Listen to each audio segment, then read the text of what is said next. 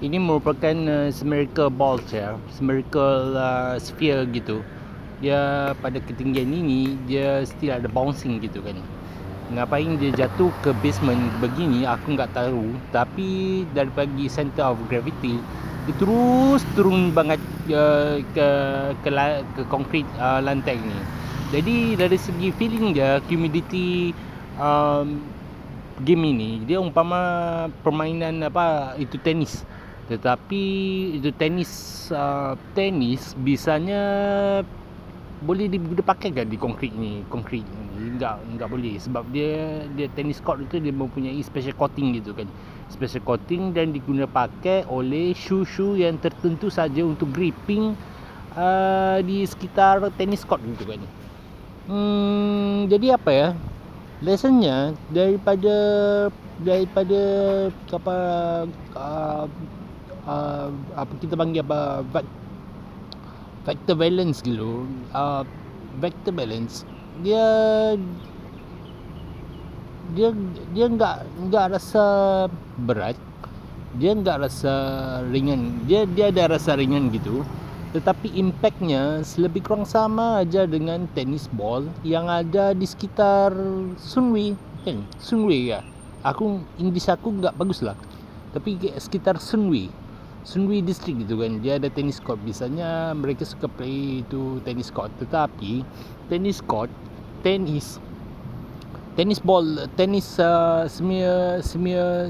spherical ball gitu, dia mempunyai kuantitas fiber ataupun layer untuk impact yang paling laju banget ya, bila diguna tenis racket. Tetapi ball yang dijumpai sekitar basement ini, dia mempunyai impact yang sama, tetapi dia punya daripada ratio sekit tenis sekit ni dia kecil banget, tetapi susah banget untuk play di sekitar indoor. Manakala itu tenis racket gitu, tenis game gitu, dia guna pakai sekitar open air gitu kan. Tapi konfirmasi dia punya humidity sekitar itu impact human body gitu, dia akan sweating banyak banget lah. Jadi enggak perlu pee, tetapi sweating aja udah cukup untuk proses itu kidney untuk menghasilkan pembuangan air daripada badan, itu dehydration gitu kan. Impactnya sama. Mau bermain di tenis court lah. Tenis court dia enggak sesuai banget lagi ya. Kerana dia susah banget, tetapi untuk advanced level. Jadi spherical ball ni dia entry level gitu kan. Entry level tetapi punya impact yang sama. Dari segi penggunaan raketnya, dia raketnya enggak guna netting raket yang begitu mahal banget kan, seperti tenis. Tetapi impact daripada sound wood sejenis plywood gitu, dia diguna dimodified untuk diguna pakai untuk game spherical injection molding ya, kita panggil injection molding. Dia menghasilkan impact sound yang sama seakan-akan tenis. Tetapi tenis game dia dalam sekitar sekit yang besar banget kan, standard international level. Tetapi yang spherical ball yang dijumpai sekitar basement ini, tahap humidity-nya sama, kehangatannya seperti bermain tenis game, tetapi dia punya impactnya sama aja. Kerana impact sound gitu kan, impact sound dia kekuatan banget, tetapi dia sesuai untuk game-game entry level lah. Kenapa ya?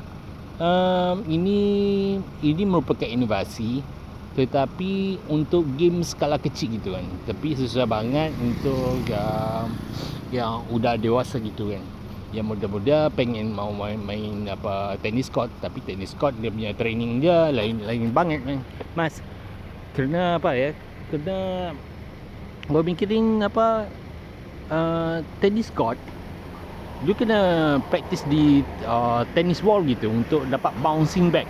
Tetapi symmetrical injection molding ball ni, injection molding ke, tapi dia rata dia betul-betul symmetrical gitu kan. Dia enggak ada ciri-ciri apa nama faulty pada injection molding ball ini.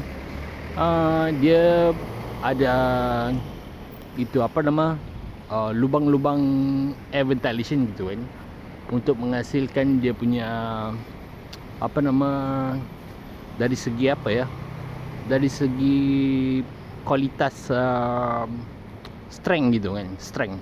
Jadi strength, even though plastic molding begini dia ada lubang-lubang yang kamu perhatikan, dia ada strength gitu kan, strength untuk memastikan impak pada ketinggian gue, dia enggak symmetrical ball itu enggak kemek-kemek gitu kan. Itu yang gue dapati lah di sekitar basement. Tapi ya betul-betul basement dia gitu, ya hangat banget seperti bermain game tenis ya. Jadi udah written pada innovator agar mereka submission. Semoga mereka mendapat anugerah dekan antara fakulti itu. Terima kasih.